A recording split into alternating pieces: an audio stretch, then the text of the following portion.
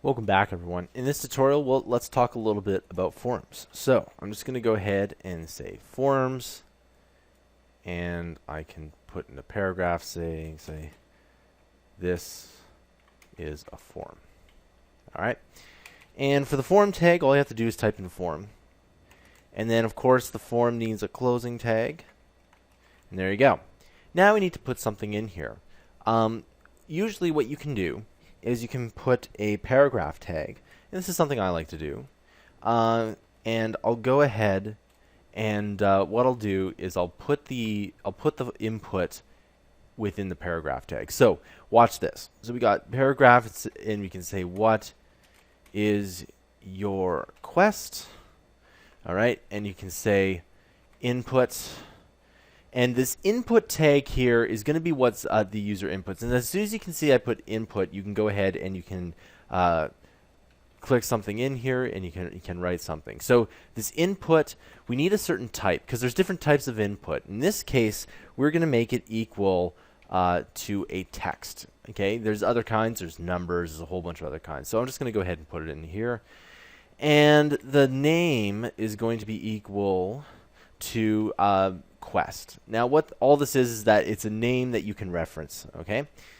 Now the other thing we're going to do is we're just going to close off this paragraph tag. Okay. Simple enough. Okay. And you can see that everything's on its line here. And I haven't mentioned this, but you probably already noticed that once you close the paragraph tag, it automatically puts it to the next line. Okay. So what we can do is we can add another paragraph tag here. It's pretty simple. You can say what is your favorite color?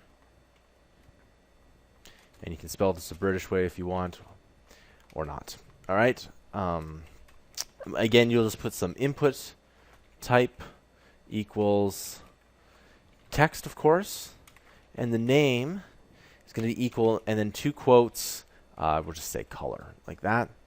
Close this off, and then close the paragraph tag off as well. Okay.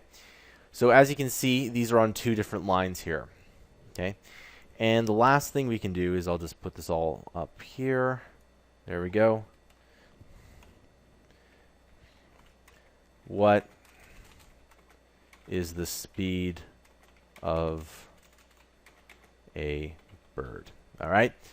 And you can go input type equals, of course, text. And I know this seems a little tedious, but sometimes programming is like that. You just have to do some tedious parts. The most tedious programming is, believe it or not, in game development. Adding in achievements, or sometimes in-app purchases, or anything related to something in the back end of games can be extremely tedious. So just a heads up on that. It's good to just kind of I do all the tedious work at the same time. That way, I batch everything together.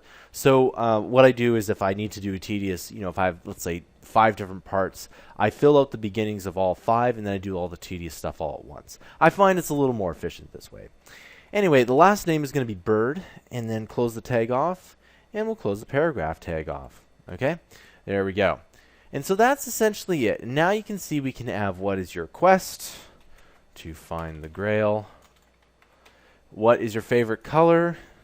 Blue. And then what is the speed of a bird? You can say African bird or American bird.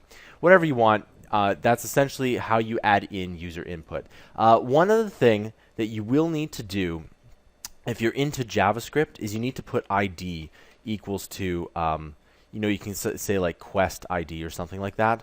And the reason is that if you want to call this in JavaScript, you do need that ID tag there. Okay? I'll see you guys in the next tutorial.